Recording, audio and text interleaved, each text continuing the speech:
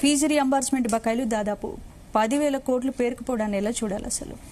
అంటే ఈ స్కీములు పెట్టుకుంటూ పోతారు, దానికి సంబంధించి ఇంప్లిమెంటేషన్ జరగదు. నిజానికి నేనేమంటానంటే ఉచితాల్లో చాలా ఉచితాలు నేను వ్యతిరేకిస్తా. ఫ్రీ బస్ అవసరం లేదు, తర్వాత కళ్యాణ్ లక్ష్మి షాదీ ముబారక్ అవసరం లేదు, కానీ ఎడ్యుకేషన్ ఫ్రీ ఇవ్వాల్సిన అవసరం ఉంది. వచ్చే ఆ మంచి ఉచితాల్లో ఇది కూడా ఒకటి. కానీ ఇది కూడా బ్లాంకెట్ గా అందరికీ ఇవ్వడం వల్ల సమస్య ఏమొచ్చింది? 2 సంవత్సరాల 3 సంవత్సరాల బకాయిలు పేరుకుపోతున్నాయి ఏ ప్రభుత్వంలో ఉన్నా. ఇది ఎప్పుడు కిరణ్ కుమార్ రెడ్డి హయాం నుంచి ఇదే పంచాయతీ. అప్పుడు ఆయన ఇంజనీరింగ్ కాలేజ్ మీద ఏం చేశారంటే దాడులు చేయించారు, టాస్క్ ఫోర్స్ పెట్టి దాడులు చేయించారు. సో అప్పటి నుంచి 2011 నుంచి 25 వరకు వచ్చినా సరే ఇదే పరిస్థితి. అయితే ఈ ఫీజు రియంబర్స్మెంట్ ఇవ్వండి ప్రభుత్వాలు, అది కిరణ్ కుమార్ రెడ్డి గవర్నమెంట్ అయినా, కేసీఆర్ గవర్నమెంట్ అయినా, లేకపోతే ఇక్కడ రేవంత్ రెడ్డి గవర్నమెంట్ అయినా, అంతకుముందు అక్కడ ఆంధ్రప్రదేశ్ లో జగన్ గవర్నమెంట్ అయినా, చంద్రబాబు గవర్నమెంట్ అయినా, మళ్ళీ చంద్రబాబు గవర్నమెంట్ అయినా, ఈ చాత కాకుండా మధ్యలో విద్యార్థులను ఎందుకు సఫర్ చేయడం? ఇప్పుడు ఏం చేస్తున్నారంటే చాలా మంది 2-3 సంవత్సరాల క్రితం అయినా సర్టిఫికెట్స్ ఇవ్వట్లే కాలేజీలు. ఎందుకంటే జాయిన్ అయ్యేటప్పుడు వాళ్ళ సర్టిఫికెట్స్ పెట్టుకుంటున్నాయి.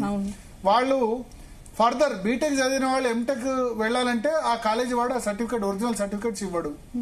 ఇవ్వాలంటే నువ్వు ఫీజు కట్టు, నీ ఫీజు రియంబర్స్మెంట్ రాలేదు కాబట్టి ఏం చేస్తున్నారు, మళ్ళా గవర్నమెంట్ వచ్చిన తర్వాత మీకు ఇస్తామని చెప్పి. నాకు తెలిసిన వాళ్ళు 100ల సంఖ్యలో విద్యార్థులు ఉన్నారు.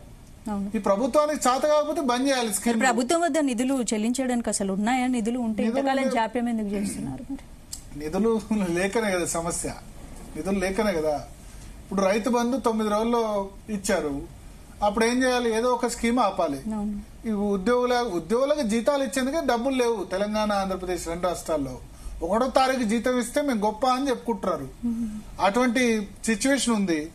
సో చేతనైతే స్కీమ్స్ ఇంప్లిమెంట్ చేయాలి, లేకపోతే వద్దనాలి. లేకపోతే ఫీజు రియంబర్స్మెంట్ ఇంతవరకు మేము 10,000 ర్యాంకు బీటెక్ ఉంది, ఎగ్జాంపుల్ ఇంజనీరింగ్ సంబంధించి ఉంది, 150,000 ర్యాంక్ వచ్చినప్పుడు కూడా ఇంజనీరింగ్ చదువుతున్నారు. డిగ్రీ కోర్సులోనేమో ఎవరు జాయిన్ అయ్యేవాళ్ళు లేరు. అందరికి ఎందుకు అంతమంది ఇంజనీర్లు ఎందుకు? అవసరం లేదు కదా. బీటెక్ లో పాస్ పర్సెంటేజ్ ఎంత ఉంది అంటే ప్రభుత్వాల బడ్జెట్లు సరిపోతే నా స్టాండ్ ఏంటంటే 30,000-40,000 వరకు ర్యాంక్ ఇవ్వండి ఫీజు రియంబర్స్మెంట్, మిగతా వాళ్ళకి మేము ప్రొవైడ్ చేయమని చెప్పండి. ఇప్పుడు ఒకటి ఉంది రూల్, 10,000 ర్యాంక్ వరకు కాలేజ్ ఫీజు ఎంత అయితే అంత కడతాం, మిగతా వాళ్ళకి కట్టమని. సో మీకు బడ్జెట్ ప్రాబ్లం లేకపోతే ఇవ్వండి. డిగ్రీ కూడా అందరికీ ఫ్రీ అని చెప్తున్నారు. అది 2 సంవత్సరాలు 3 సంవత్సరాల తర్వాత వస్తే ఆ ఇబ్బంది ఏంటి?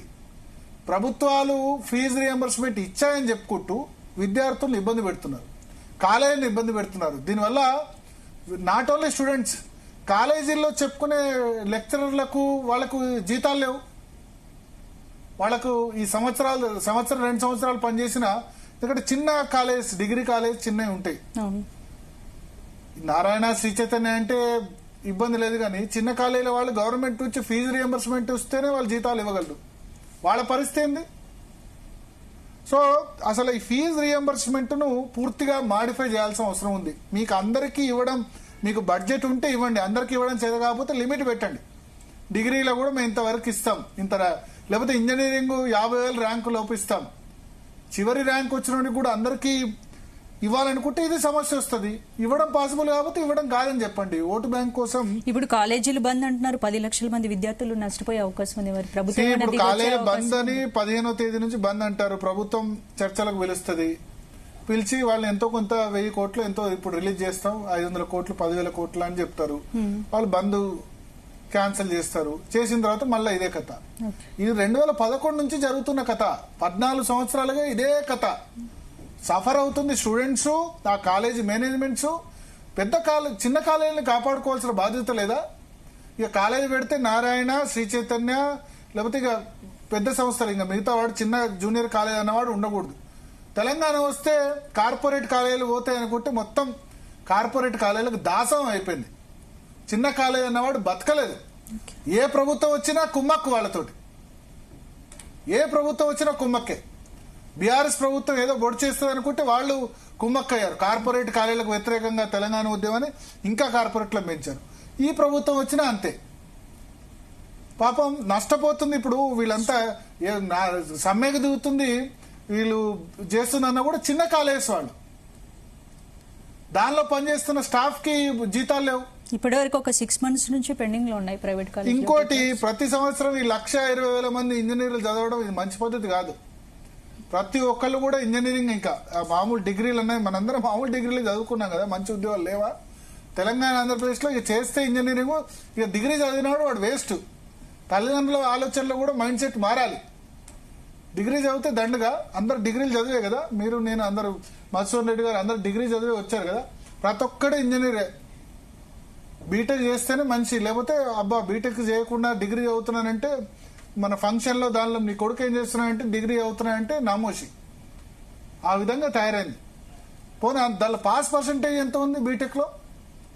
మళ్ళీ ఆ బీటెక్ లో కూడా ఓన్లీ కంప్యూటర్ సైన్స్, ఐటీ చదవాలి. ఎంతమందికి ఉద్యోగాలు వస్తే లేదు.